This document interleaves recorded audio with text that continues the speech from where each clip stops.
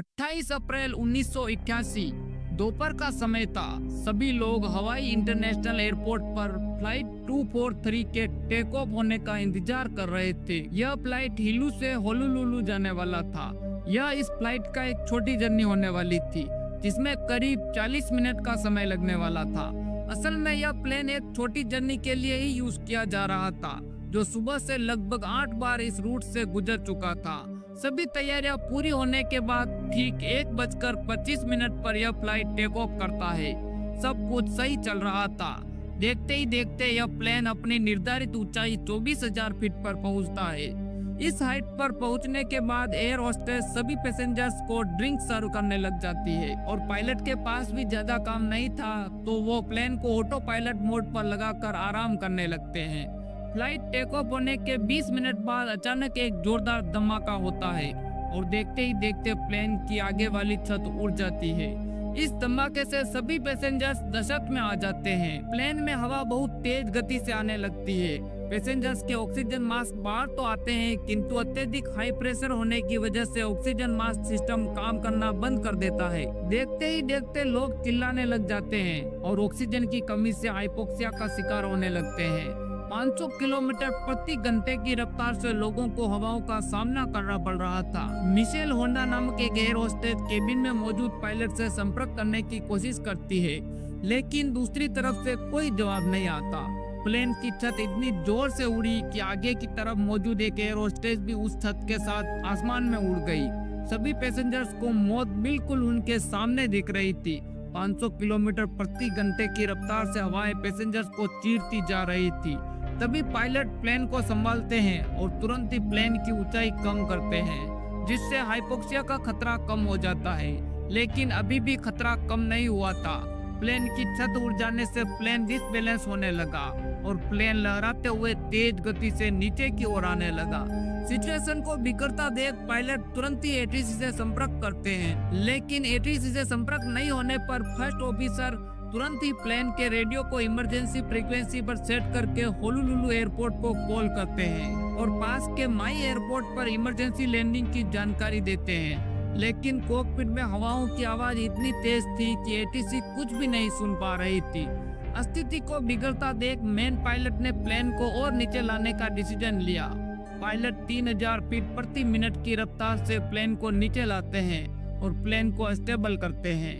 इधर first officer बार बार ATC से संपर्क करने की कोशिश कर रहे थे। तभी किस्मत से पायलट एटीसी से संपर्क कर लेते हैं। माई एयरपोर्ट पर इमरजेंसी लैंडिंग करने की परमिशन मांगते हैं। पायलट के इतना कहते ही माई एयरपोर्ट को तुरंत ही खाली कर दिया जाता है और सारी इमरजेंसी सर्विसेज एयरपोर्ट पर तैनात हो जाती है।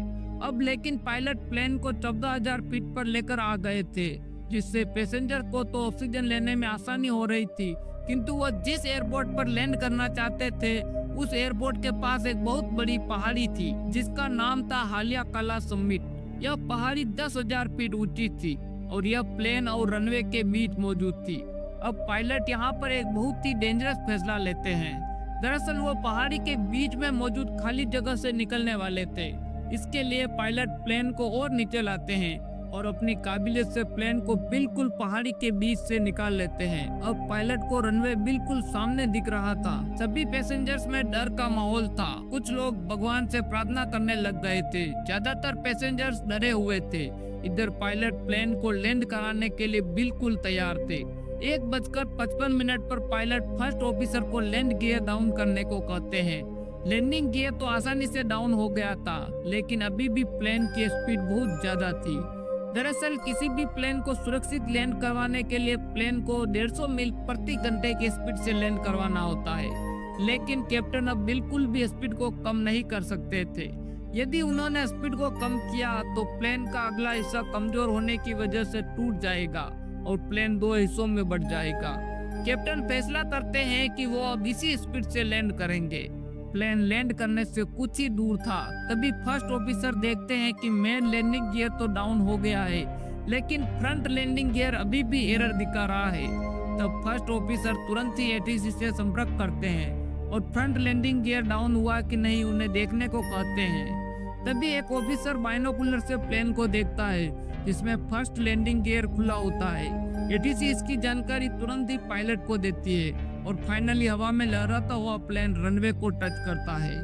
कुछ देर तक रनवे पर दौड़ने के बाद प्लेन सही सलामत रुक जाता है। सभी पैसेंजर्स को अपनी आंखों पर यकीन नहीं हो रहा था कि उन्होंने सही सलामत लैंड कर लिया है। इमरजेंसी सर्विसेज तुरंत ही रनवे पर आकर सभी पैसेंजर्स को प्लेन से नीचे उतारती है। प्लेन में सवार 89 पैसेंजर में से 65 पैसेंजर्स को इस हादसे में चोट आती है। 23 पैसेंजर जो पीछे की सीटों पर बैठे हुए थे वो बिल्कुल सही सलामत थे। इस हादसे में केवल एक मौत हुई थी, जो थी एयर होस्टेज कलरेबल लांसिंग। बाद में उनकी डेड बॉडी को बहुत खोजा गया, किंतु बदकिस्मती से उनकी बॉडी कभी नहीं मिल पाई। इस हादसे के बाद यह खबर आग की तरह पूरी दुनिया में फैल गई और तुरंत ही इसकी बड़े पैमाने पर जांच शुरू कर दी गई। जांचकर्ता समझ नहीं पा रहे थे कि आखिर कैसे मेटल की इतनी मोटी परत टूटकर हवा में उड़ गई। तभी जांचकर्ताओं को एक शॉकिंग वाकया देखने को मिलता है। दरअसल प्लेन में मौजूद एक पैसेंजर्स ने प्लेन में बैठते समय प्लेन के दरवाजे पर एक क्रैक देखा था और पैसेंजर्स ने जिस जगह क्रैक देखा वहीं से प्लेन की छत उड़ गई थी। दरअसल प्लेन के बार बार टेक ऑफ और लैंड करने से मेटल की बॉडी कमजोर पड़ गई और समय के साथ उसमें क्रैक आ गया। दरअसल यह प्लेन काफी पुराना हो चुका था और समय के साथ इसके मेटल ने जंग पकड़ लिया और एयरलाइंस ने अपने रेगुलर सर्विस में इसकी पूरी जांच करना जरूरी नहीं समझा और मेंटेनेंस के दौरान हुई इस बारीक गलती से इतना बड़ा हादसा हो गया। इस हादसे के बाद अमेरिकी सरकार ने एक जांच टीम गठित की जिसका काम सभी एयरलाइंस के फ्लाइट की जांच करना था। इस हादसे के बाद पायलट के साथ साथ पूरी केबिन क्रू टीम को इस बहादुर काम के लिए अवार्ड से सम्मानित किया गया। दोस्तों, आज के वीडियो में बस इतना ही। वीडियो पसंद आई हो तो वीडियो को एक लाइक कर हमारे चैनल को सब्सक्राइब अवश्य कर दे। मिलते हैं अगली वीडियो में, तब तक के लिए आप सबका धन्यवाद।